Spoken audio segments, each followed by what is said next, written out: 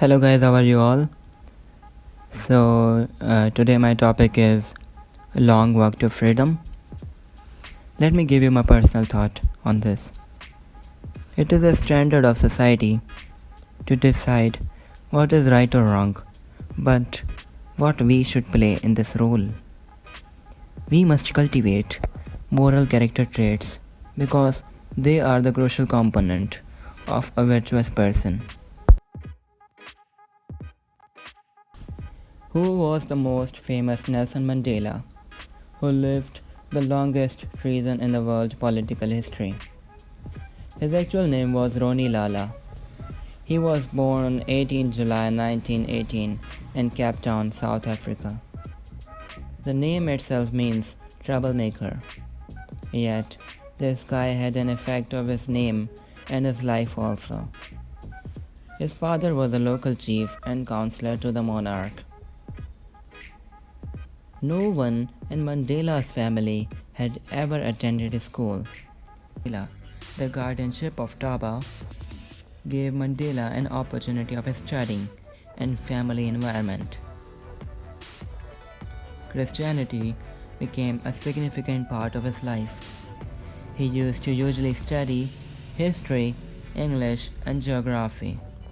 With Jongan Taba's backing in 1939, Mandela started studying on a BA degree at the University of Fort Hare in Eastern Cape Town, where he studied politics, native administration, and anthropology, during which he then became clerk at Native Affairs Department. He stayed in Wessler's house, where he met Oliver Tambo, who became his comrade for the decades to come. He also tried acting, where he got the role of Abraham Lincoln in a drama society.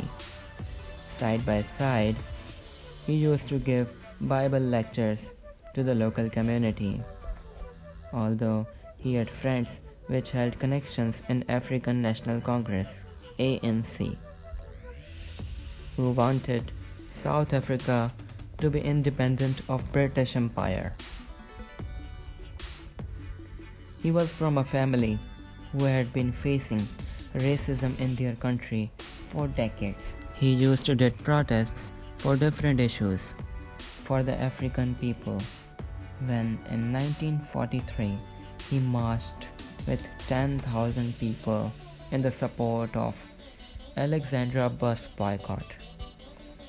After 9 days, which were influenced by the tactics of South African Indian community. Later on, Mandela related that he and his colleagues had guided ANC to a more radical and revolutionary path. Constantly, at that time, he was also studying in his law degree, where he couldn't pass in his final year. Therefore, he never completed his law degree due to the love of politics. He was firstly arrested in 1952 for 2 years prison with 30 other comrades, and again in 1956, in which Mandela and 140 Africans were arrested in the reason of betrayal to the nation, in which interrogation and different types of tortures were faced by them at the time. The law enforcement authorities decided to make a 6-foot long cage for the prisoners to be put and keep on torture on the poor and powerless Africans. They were exploited like animals in the jail. The public protests were getting high in the favor of black people. He got bail on £25. At that time in Johannesburg, it was a crucial time to cope for the Africans and to live a life of peace. Mandela was one of them who won't give up his fight. He made allies. He had a hope of freedom, which made him alive again and again. The trial of Mandela and his comrades continued for next 5 years. Time to time, he gone to jail. The trial ended in 1961.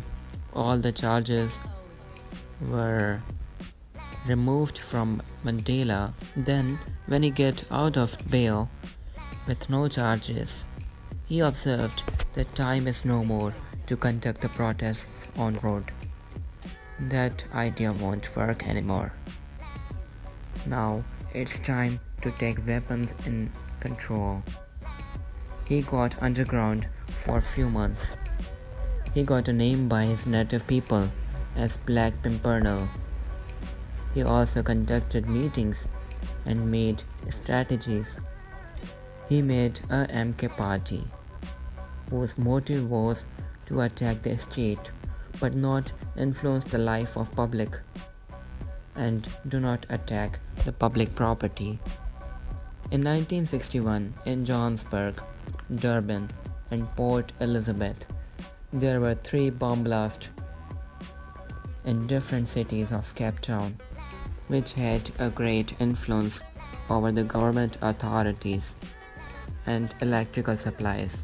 The police got very much curious about Nelson Mandela's location, but they couldn't find him. They were in search of Nelson and his people.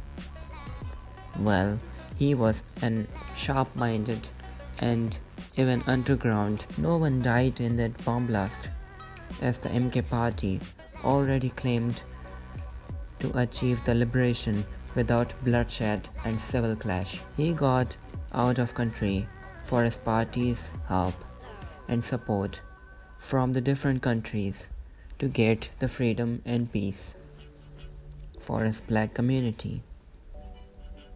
When he got back to South Africa, he was traveling in a car. He was holding a gun in his pocket and with a fake ID passport. He had a notebook which he hid in his car. The notebook was full of names of his comrades which were involved in different operations against the state. He got arrested by the police. At that time, he was charged of traveling with fake passport, and the other charge was provoking the people of South Africa against the state by doing the strikes and bomb blast in the country. He got jailed in Pretoria prison, where he was continuously on making plans of getting out of jail and break the prison. He was a sharp person, but that wasn't possible. He had been tortured by different things. He was then shifted to Robben Island, which jail was a very tough jail for him. He was then shifted to Robben Island and was cited for life imprisonment. His letters were censored. He was allowed to meet only his wife once in 6 months, not his children forever. He got a lot of mental tortures. His permission for funeral of his mother and his son was also denied. He was also tried to kill illegally with tricks 2 times in jail. On the contrary, MK Party and ANC were making the possibilities to break the prison for Mandela. He got also TB during jail time. After 27 years of imprisonment, he finally got out of jail. It was the best day of Mandela in his life, which changed his history. He was a different person when he got out of jail. He had no fire in his heart to take the revenge who tortured him, although he claimed of that he would make a country that where everyone has a freedom to live peacefully, not with fears of cruelship. In 1994, Mandela won election and became the president of South Africa. He also got Nobel Peace Prize. Finally, he had got his freedom for his country and black people. When he got out of jail, he got a lot of sympathy from the people of South Africa. A lot of people supported him. Mandela had got his dreams. He got presidentship, but there were consequences around the world. Some countries won't tolerate him as a president, and US had problems with Mandela. They claimed him of a terrorist. Nelson Mandela never claimed his revenge. The idea of avenging his torture would make him as a terrorist, but he didn't take that opportunity. Nelson Mandela came to Pakistan twice. He addressed the Pakistani parliament and he got the biggest Pakistani acknowledgement, Nishan-e-Pakistan. He famously wrote, "Jinnah is a constant source of inspiration for all those who are fighting racial and group discrimination."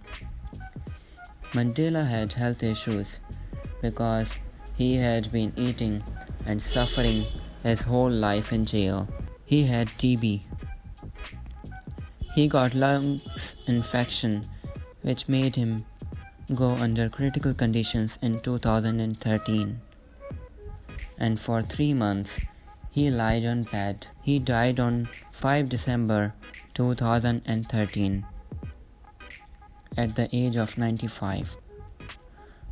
Mandela Foundation also addresses to the public where people like Bill Gates, Bill Clinton, and Barack Obama give lectures and acknowledge his contribution. When a man has done what he considers to be his duty to his people and his country, he can rest in peace. I believe I have made that effort, and that is therefore why I will sleep for the eternity. Thank you guys for watching the video. Subscribe to my channel for more videos.